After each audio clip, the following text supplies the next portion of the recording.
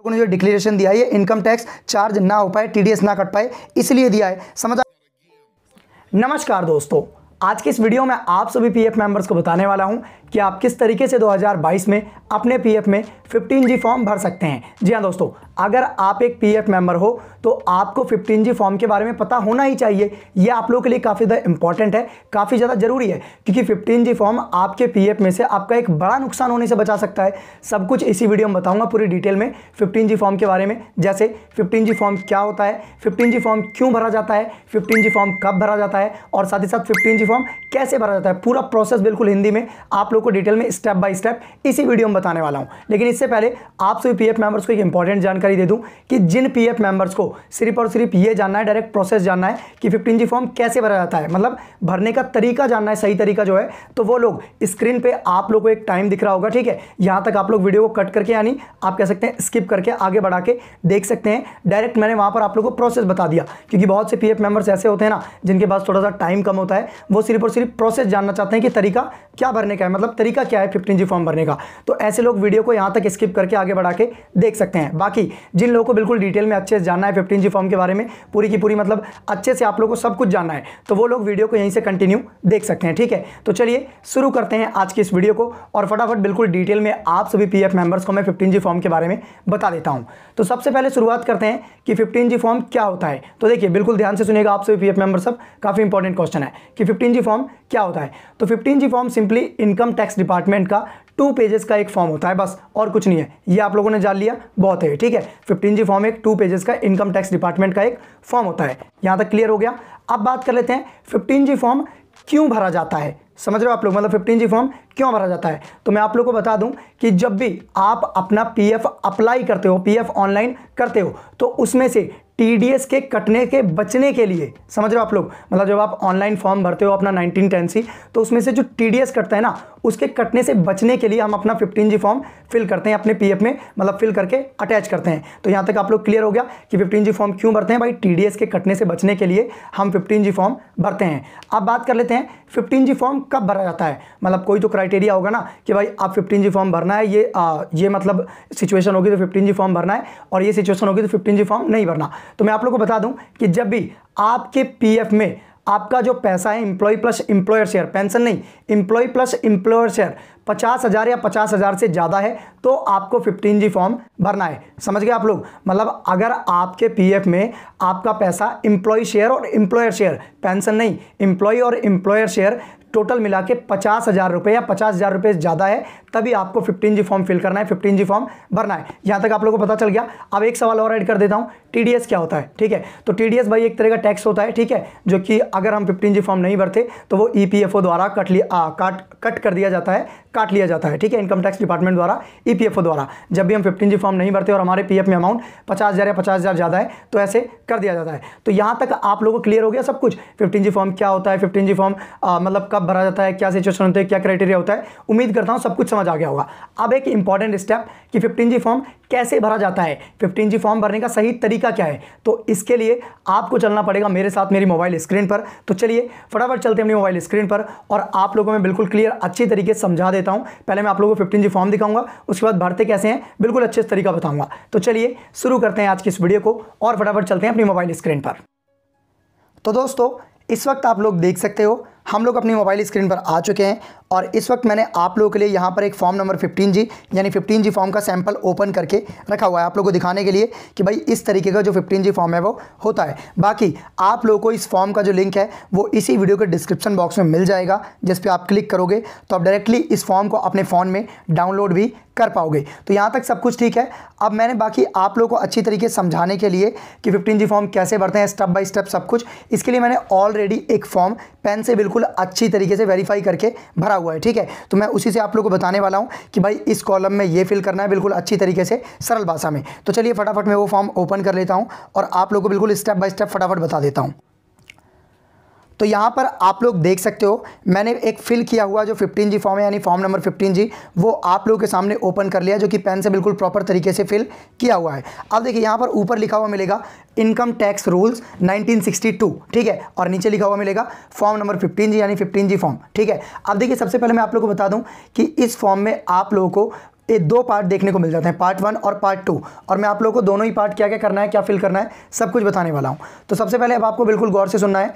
यहाँ पर आपको एक फर्स्ट नंबर कॉलम मिल जाएगा, आप लोग देख सकते हैं जहाँ पर लिखा हुआ है नेम ऑफ एसएस डिक्लेरेंट, मतलब आपको यहाँ उनका नाम फिल करना है जिनका पीएफ है, मतलब जिस भी नाम का आप 15G फॉर्म फिल कर रहे हो ना, मान लीजिए जिसका पीएफ है उसका नाम संत प्रकाश है, तो आप यहाँ पर संत प्रकाश फिल करना है। बाकी मैंने एग्जांपल के लिए अपना नाम फिल किया है आरिफ खान, ठीक है, नेम ऑफ एसएस, यहाँ तक क्लियर हो गया।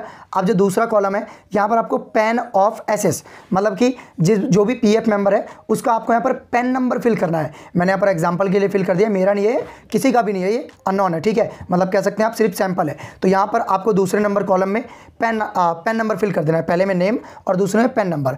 अब तीसरे में स्टेटस, बहुत से लोग कंफ्यूज होते हैं स्टेटस में क्या करना है, तो आपको सिंपली यहाँ पर इंडिविजुअल लिख देना है, ठीक है, इंडिविजुअल आप लोग को कह सकते हैं आप स्टेटस में आपको लिख देना है। तो यहाँ तक आप लोग को थर्ड नंबर कॉलम तक पता चल गया। अब देखिए फोर्थ नंबर कॉलम ध्यान से समझिएगा, previous year for which declaration is being made. अब देखिए जैसे अभी चल रहा है, क्या चल रहा है अभी 2022, ठीक है, 2022 चल रहा है ना, तो आप लोग यहाँ पर क्या करना है 2022 और 2023, मतलब जो अभी ईयर चल रहा है वो प्लस जो आने वाला ईयर है, सेशन जो चल रहा है वो 2022-23 वो फिल कर देना है।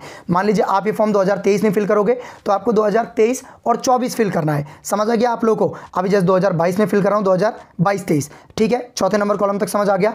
अब पांचवें नंबर कॉलम की बात कर रहे थे, रेजिडेंशियल स्टेटस, तो आपको सिंपली यहां पर रेजिडेंट फिल कर देना है, रेजिडेंट, ठीक है। अब देखिए जो 6 नंबर कॉलम से लेके 12 नंबर कॉलम तक, यानी 6 नंबर कॉलम से लेके 12 नंबर कॉलम तक आपको यहां पर एड्रेस फिल करना है। जैसे कि 6 नंबर कॉलम में फ्लैट डोर ब्लॉक नंबर, जैसे हाउस नंबर आप फिल कर सकते हो, जैसे मैंने 25 फिल कर दिया। नेम ऑफ प्रीमिसेस, जो आप कह सकते हो घर का जो नाम है, जैसे कि जो भी आपका घर का नाम है, जैसे घर का कोई नाम है तो फिल कर देना है, अदरवाइज नल छोड़ देना है। समझ गए आप लोग, 6 और 7 नंबर में आप लोग समझ गए। उसके बाद 8 नंबर कॉलम रोड स्ट्रीट लेन, कोई आसपास आप कह सकते हो रोड का नाम, वो फिल कर देना है। तो 9 नंबर कॉलम में एरिया फिल कर देना है आपको, मतलब विलेज, पोस्ट, तहसील वगैरह यही सब फिल करना है और बाकी कोई दिक्कत नहीं है। 10वें नंबर कॉलम में डिस्ट्रिक्ट फिल करना है, 11वें नंबर कॉलम में स्टेट फिल करना है, 12वें नंबर कॉलम में पिन कोड फिल करना है। यहाँ तक आप लोगों को समझ आ गया। अब देखिए, अब ध्यान से सुनिएगा, जो 13 नंबर कॉलम है उसमें आपको ईमेल आईडी फिल करना है, जो भी आपका ईमेल आईडी है वो आपको फिल करना है। ईमेल आईडी नहीं है तो आप बता देना, मैं आप लोगों को एक डेडिकेटेड वीडियो बना के बता दूंगा ईमेल आईडी कैसे बनाते हैं, ठीक है। अब देखिए 13 नंबर कॉलम तक आपको बिल्कुल अच्छी तरीके से समझ आ गया है ना, बिल्कुल मैं सरल भाषा में बता रहा हूँ।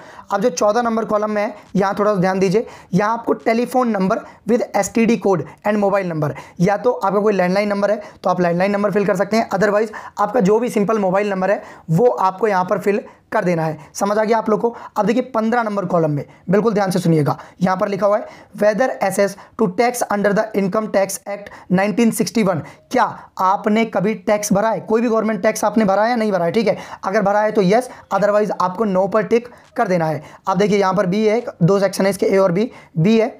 If yes latest assessment year for which assessed, ठीक है, अगर आपने भरा है तो बता देना है, हमने भरा ही नहीं है तो नो लिख देना है बस सिंपली, ठीक है। आप ध्यान से सुनिएगा, 16 नंबर कॉलम और 17 नंबर कॉलम, बहुत से पीएफ मेंबर्स, लगभग 90% पीएफ मेंबर्स यहाँ पर कंफ्यूज हो जाते हैं। तो 16 नंबर कॉलम में क्या करना है, estimated income for which this declaration is made, मतलब जिस लिए आप 15G फॉर्म भर रहे हो उसमें अमाउंट कितना है, मतलब किस लिए आप 15G पीएफ के लिए, तो पीएफ में अमाउंट कितना है, सिर्फ पीएफ में, पेंशन में नहीं। ध्यान से सुनिएगा, यहाँ पर जैसे मैंने 90,000 फिल किया है तो यहाँ पर जो मेरा एम्प्लॉय शेयर और जो एम्प्लॉयर शेयर, मतलब जो मेरा पैसा कटा है और जो कंपनी का कटा है वही फिल करना है, पेंशन फिल नहीं करना है यहाँ पर। जी हाँ, बिल्कुल गौर से सुन लीजिए आप लोग, 16 नंबर कॉलम में जो भी आपका पीएफ का पैसा है, employ share plus employer share यानी EE share plus ER share जो है उसी को जोड़ के आपको फिल करना है, पेंशन यहाँ पर आपको फिल नहीं करनी है। 90,000 हो गई, ठीक है, यहाँ तक आप लोग को समझ आ गया।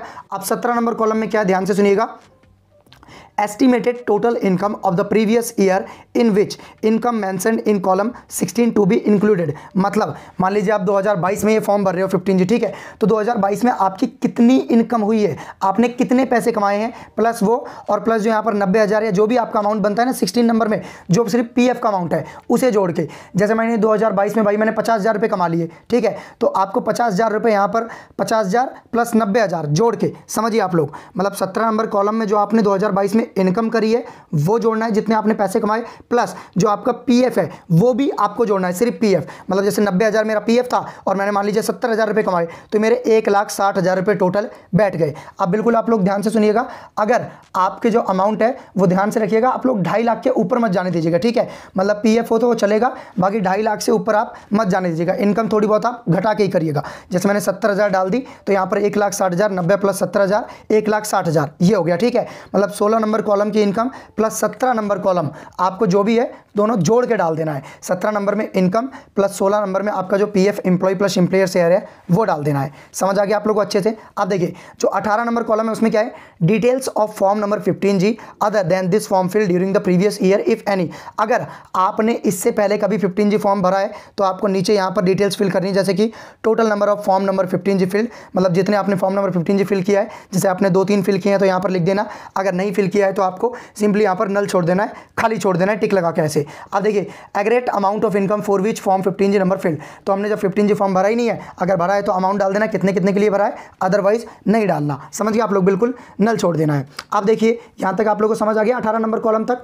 19 नंबर कॉलम बिल्कुल गौर से सुनिएगा, details of income for which the declaration is filled, मतलब आप किस इनकम के लिए ये 15G फॉर्म भरें, किस लिए, तो उसकी थोड़ी सी डिटेल दीजिए। तो यहाँ पर लिखा हुआ है सीरियल नंबर। अब देखिए पहला जो है identification number of relevant investment account etcetera, मतलब आप मान लीजिए पीएफ के लिए भर रहे हैं तो आपको यहाँ पर यूएन नंबर फिल कर देना है। समझ गए आप लोग, जो हमारा आइडेंटिफिकेशन नंबर फिल करना है, तो यूएन नंबर है हमारे पीएफ का तो हमने यूएन नंबर फिल कर दिया। नेचर ऑफ इनकम, मतलब आपका ये जो आप 15G फॉर्म है वो किस लिए भर रहे हो, पैसा कहाँ से आएगा, तो ईपीएफओ के पैसे के लिए भर रहे हैं तो ईपीएफओ, ठीक है। यहाँ तक आप लोगों को समझ आ गया। अब section under which tax is deductible, तो आप भाई सेक्शन क्या है 192A यानी 192A सेक्शन है। समझ गया आप लोग को। अब देखिए अमाउंट ऑफ इनकम, तो आप लोग को यहाँ पेंशन नहीं जोड़नी, ना ही 17 नंबर कॉलम का जोड़ना है, सिर्फ ये 16 नंबर कॉलम का जो आपने यहाँ पर इनकम भरी थी 90,000, वो 90,000 जोड़ देना है, बस आप लोग को 90,000 लिख देना है। उसके बाद सिग्नेचर ऑफ डिक्लेरेंट, आप लोगों को सिंपली अपने जिसका पीएफ है उसका सिग्नेचर कर देना है। यहाँ तक आप लोग को उम्मीद करता हूँ बिल्कुल अच्छी तरीके से समझ आ गया होगा। अब बिल्कुल एक इंपॉर्टेंट स्टेप और है, ध्यान से समझिएगा, डिक्लेरेशन वेरिफिकेशन। अब यहाँ पर एक डिक्लेरेशन देनी है, यहाँ पर लिखा है IV, ठीक है, तो यहाँ पर अपना नाम लिख देना है। अब आप लोग यहाँ पर पढ़ सकते हैं। उसके बाद आप लोगों को नीचे यहाँ पर एक, मैं थोड़ा जूम करके दिखाता हूँ, यहाँ पर एक ब्लैंक दिखेगा, मैं लाइन पढ़ के आप लोगों को बता देता हूँ। with the provisions of Income Tax Act 1961 for the previous year ending on, मतलब प्रीवियस ईयर एंडिंग जो फाइनेंशियल ईयर होता है ना इनकम टैक्स डिपार्टमेंट का, वो आपको फिल करना है। वो है भाई 31 मार्च 2023। अब मान लीजिए आप 2022 में भर रहे हो तो आपको 31 मार्च 2023 फिल करना है। अगर आप 2023 में भर रहे हो तो 31 मार्च 2024 फिल करना है, यानी जो भी ईयर चल रहा है उसका एक नेक्स्ट ईयर आप लोगों को 31 मार्च फिल करके, जैसे 31 मार्च 2022 में भर रहा हूँ 2023 कर देना है, 2022 में भर रहा हूँ 2023 कर देना है। समझ गए आप लोग, बस डेट 31 मार्च ही रहेगी क्योंकि ये होता है फाइनेंशियल ईयर, ठीक है। तो आप लोग को सिंपली यहाँ पर डेट फिल कर देनी है। अब देखिए उसके बाद नीचे लिखा हुआ है relevant to the assessment year. अब असेसमेंट ईयर आपको क्या फिल करना है, जैसे कि अभी 2022 चल रहा है तो आपको फिल करना है 2023 और 24, 2023 और 2024, ठीक है। अब जैसे आप 2023 में फॉर्म फिल करेंगे तो आपको क्या फिल करना है 2024 और 2025। आप लोगों को समझ आ गया है आप लोगों को। अब उसके बाद क्या है, will be nil. I will also declare that my referred to in column 18 or the previous year ending on, आप लोगों को simply previous year ending on जो मैंने ऊपर डेट डलवाई 31 मार्च 2023, 31 मार्च 2022 आपको यहाँ पर फिल कर देनी है, ठीक है। अब उसके बाद है relevant to the assessment year, assessment year भी आपको बिल्कुल सेम फिल कर देना है 2023-24, ठीक है। अब नीचे लिखा है will be not exceed the maximum amount which is not chargeable to income tax, ठीक है। मतलब आप लोगों ने जो डिक्लेरेशन दिया है ये इनकम टैक्स चार्ज ना हो पाए, टीडीएस ना कट पाए, इसलिए दिया है। समझ आ गया आप लोग को। अब देखिए इंपॉर्टेंट कुछ स्टेप यहाँ भी है, जैसे कि प्लेस और डेट। आप समझिए जैसे कि आप रह रहे हो अभी गुड़गांव के अंदर या दिल्ली के अंदर या बिहार के अंदर, जहाँ भी आप रह रहे हो वो प्लेस आपको यहाँ पर फिल कर देना। जैसे मैं मानेसर में रहता हूँ तो मैंने मानेसर फिल कर दिया है। अब नीचे एक इंपॉर्टेंट पार्ट और है डेट। तो अब बहुत से पीएफ मेंबर्स कंफ्यूज रहते हैं कि डेट कौन सी डालनी है, तो डेट आपको डालनी है जब भी आप अपने पीएफ का क्लेम करो, पीएफ फॉर्म अप्लाई करो, वो डेट आपको यहाँ डालनी है। ऐसा नहीं कोई भी डेट डाल देनी है।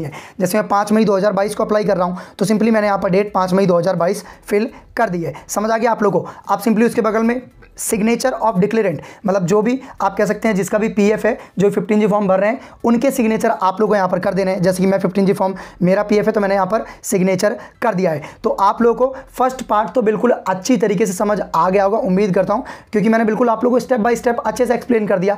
अब बात कर लेते हैं सेकंड पार्ट के बारे में, ठीक है। तो चलिए फटाफट मैं यहाँ पर सेकंड पार्ट ओपन कर लेता हूँ। तो आप लोग देख सकते हो मैंने यहाँ पर 15G फॉर्म का जो पार्ट 2 है यानी जो सेकंड पार्ट है वो मैंने ओपन कर लिया है। अब यहाँ पर क्या लिखा हुआ है, to be filled by the person responsible for paying the income referred to in column 16 of part 1। अब देखिए यहाँ पर आपको पार्ट 2 नहीं फिल करना है, मतलब आपको फिल नहीं करना है। हालांकि जो ये आपको फॉर्म है उसके साथ अटैच करके जरूर सेंड करना है, मतलब अटैच करके आप लोगों को 15G फॉर्म में, जैसे कि आप कह सकते हैं दोनों फाइल को मर्ज करके आप लोगों को 15G फॉर्म में वहाँ पर पीएफ में अटैच जरूर कर देना है, सेंड जरूर करना है। लेकिन आप लोग को ये फॉर्म फिल नहीं करना है, ये फिल किया जाएगा आपके फील्ड ऑफिसर द्वारा। जिनके भी आप कह सकते हैं जिनके भी पास ये फॉर्म जाएगा आपके फील्ड ऑफिसर द्वारा, वो इसे फिल करेंगे। आप लोग को इसमें कुछ भी फिल नहीं करना, बिल्कुल ब्लैंक ही अटैच करके पीएफ ऑफिस को सेंड कर देना है। मतलब आप कह सकते हैं यहाँ पर क्लेम में जो ऑप्शन आता है ना, वहाँ पर अटैच कर देना है दोनों के दोनों पेज को, ठीक है। आप लोग को ये फॉर्म फिल नहीं करना है। ये जैसे आपका फील्ड ऑफिसर है वो सिंपली एज इट इज़ आपको इनकम टैक्स डिपार्टमेंट को फिल करके सेंड कर देगा। तो उम्मीद करता हूं आप लोगों को बिल्कुल अच्छी तरीके से समझ आ गया होगा 15G फॉर्म क्या होता है, कैसे भरते हैं, क्यों भरते हैं, कब भरते हैं। बिल्कुल डिटेल में केस स्टडी मैंने 15G फॉर्म के बारे में इस वीडियो में आप लोगों को बता दिया। बाकी आप लोगों के मन में कोई भी डाउट हो, कोई भी क्वेश्चन हो तो आप मुझसे कमेंट बॉक्स में या फिर इंस्टाग्राम का लिंक आप लोगों को डिस्क्रिप्शन बॉक्स में मिल जाएगा वीडियो की, डायरेक्टली पूछ सकते हैं। दोस्तों वीडियो अच्छी लगी तो प्लीज़ हमारे चैनल को सब्सक्राइब और वीडियो को लाइक शेयर कमेंट करना ना भूलें। धन्यवाद।